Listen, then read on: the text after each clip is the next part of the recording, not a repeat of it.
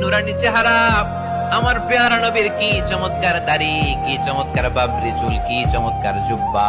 জীবনে এত সুন্দর সুশ্রী পরিচ্ছন্ন মানুষ তারা জীবনে দেখে নাই। তারা বলে আবু জাহিল্লাই কইছে কি দেখি কি।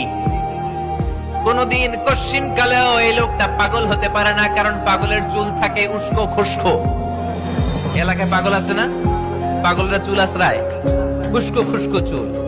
পাগলদের চুলের মধ্যে থাকে জট, জামার মধ্যে থাকে ময়লা, ছেঁড়া ফাড়া জামা পড়ে কি যেন বলে, তারা নিজেরাই জানে না। এমন কোনো কিছু মুহাম্মদের মধ্যে দেখা যায় না।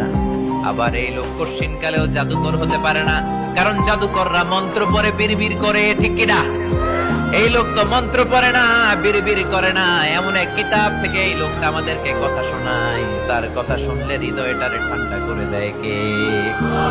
বিশ্বনবীর বিরুদ্ধে অপপ্রচারকে প্রচার মাধ্যম বানিয়ে দিল কে?